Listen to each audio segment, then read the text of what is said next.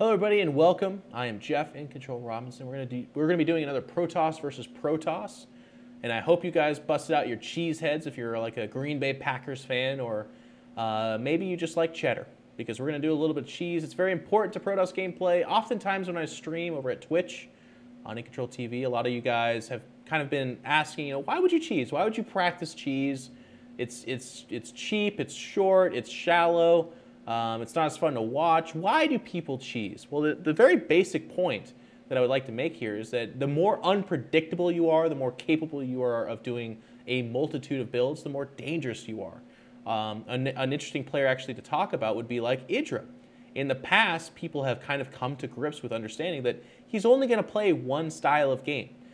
This was something that dates back all the way to Brood War, and that worked there because it was such a well-developed mechanical game that you could actually just outrun your opponents just by sheer physical ability. But in StarCraft 2, we're not there yet. So if I know exactly what you're going to do and how you're going to do it, I can start making mental cuts in my own builds that can actually just go ahead and cultivate my gameplay towards taking advantage of your gameplay.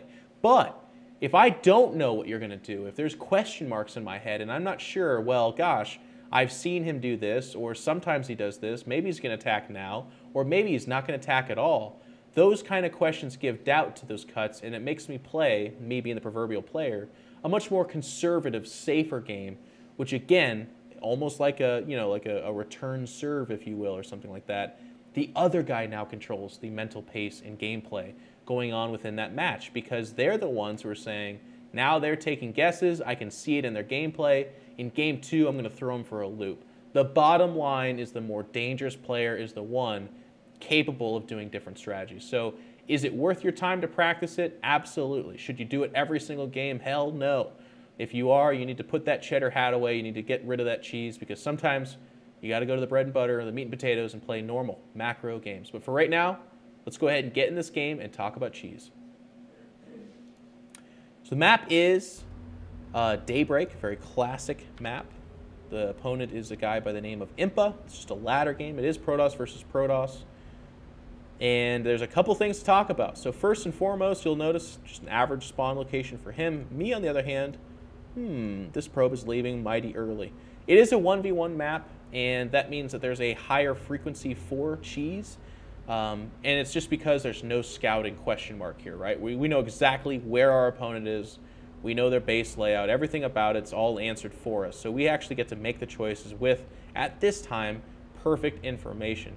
Now, both players here have different responsibilities, but they're similar in the way that my responsibility is to hide this. So I'm going to put it in a location where maybe he takes the gas here, but it doesn't show that I built gateways here. Or I don't build gateways here, because that's obviously where he's going to go. So just make sure you're kind of adhering to that. Now, this is kind of a pivotal moment. I drop my gateway. You'll notice it's just barely, actually, it is literally whatever this is, like a second behind. I was trying to do that math in my head. I don't know what that is. It's literally like a second actually after his, because he got to build his off a slightly better economy.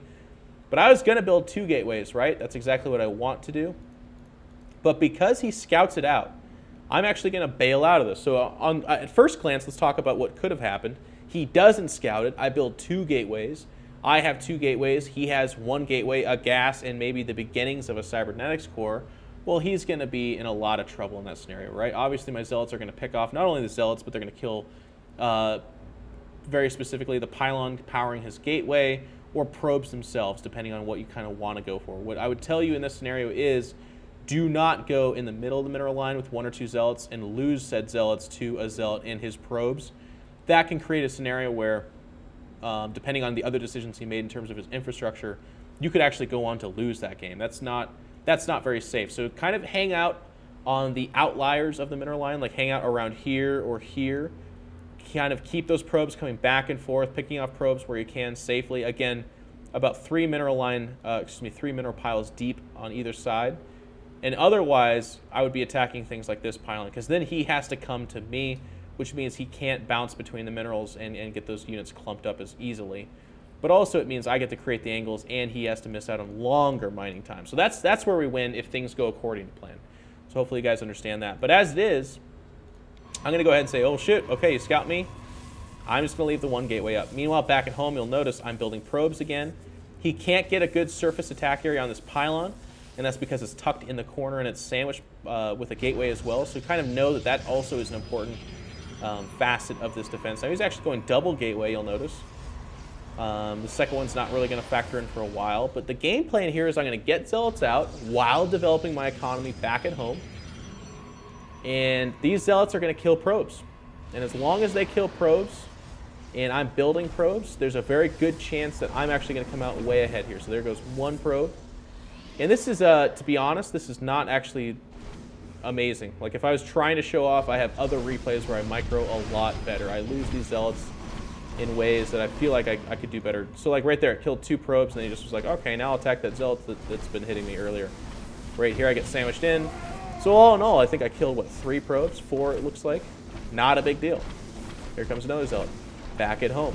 More gateway. Cybernetics core. I actually don't get that zealot out, so I just cancel it. So let's go ahead and take a look at this. Why, you know, how has this game shaped up? Well, harvester-wise, I am 4 harvesters ahead. He's ahead in army supply, but there's zealots.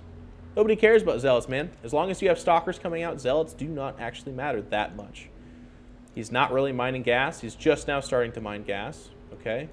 Just now starting the Cybernetics core. And then back at home, mine is finished. It's building the warp gate upgrade. Gateways are down. They're blocking the ramp so that the 1 or 2 zealots that he has, the 3, I guess, actually don't really factor in at all. They would take forever to kill these gateways. And I'm going to go ahead and block this spot down fully if I need to. But otherwise, I've got some stalkers coming out fairly soon, right? So how did I get to this place? This looks weird, right? It's like gateways are being built, but there's a Cybernetics core finished already.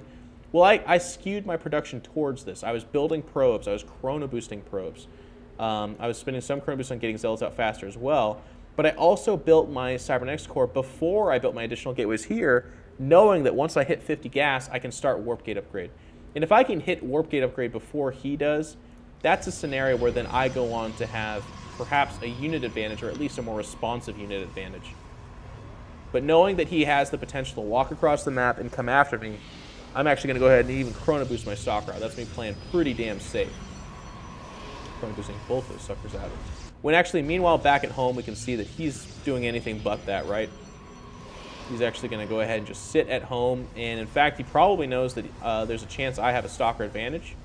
So he's playing it super safe. This forge is otherwise very strange. But with just like 1 cannon, a lot of stalkers would be needed to crack this ramp.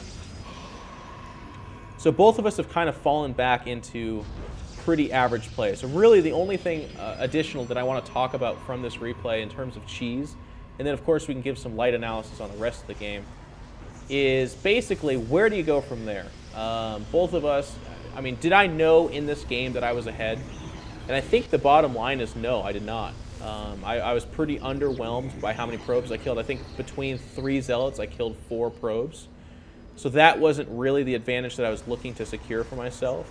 I think where I did take an advantage was in tech. So I was making the right choices back at home, chrono boosting probes, taking my Cybernetics core earlier, and knowing to just go with a 1 gateway as opposed to 2. I think those were very wise choices that ended up serving me very well. I think the other advantage here too is that he was so razzled by the defense of this cheese that he wasn't consistently building probes despite having the money to do so. So I think the nice thing about that kind of cheese opening is not necessarily securing yourself big advantages, but rather forcing your opponent to make mistakes by sheer virtue of the fact that you are once again kind of rattling their cage. He does not get proxy gated every single game. Of the, like, let's say 100 last PvPs he's played, he's probably had proxy gates 10 times. It's literally like 10% or even less probably. So that's what I want to talk about. It kind of forces them into weird places where they make weird decisions.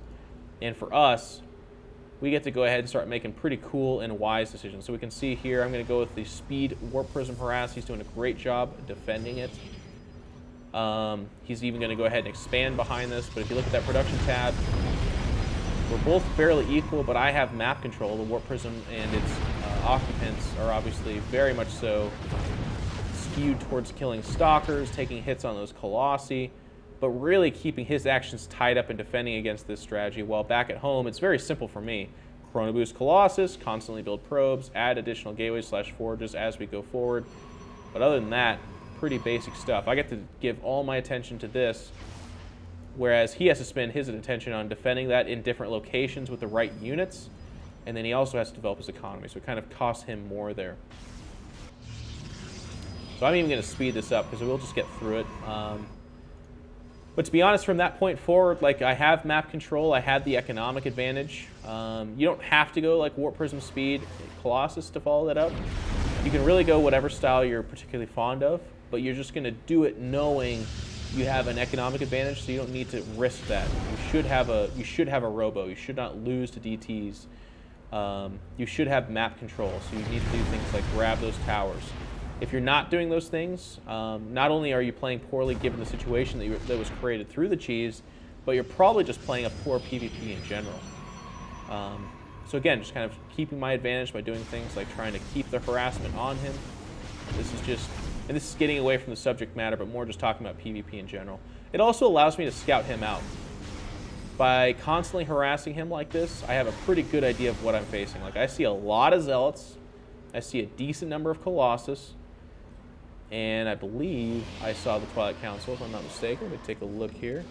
I did not see it. But when you see that many Zealots, you can almost count on charge, right? Does that change my composition? No, not really. If anything, it makes me want to add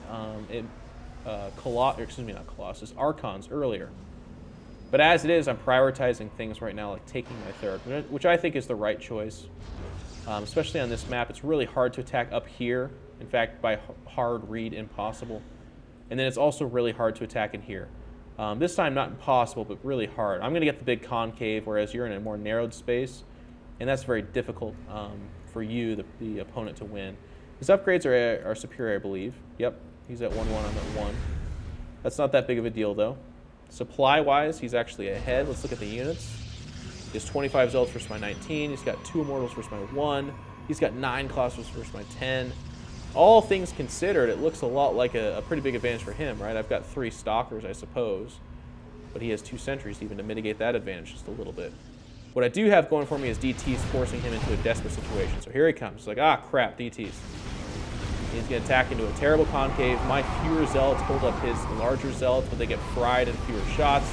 Look at this Colossus in the background not shooting.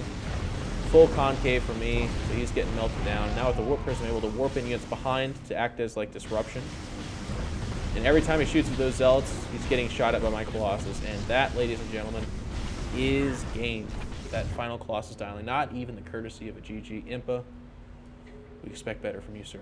But he did get cheesed. Let us remember that too. And when you do get cheesed, it's worth noting, or when you cheese someone, you're going to get called mean names.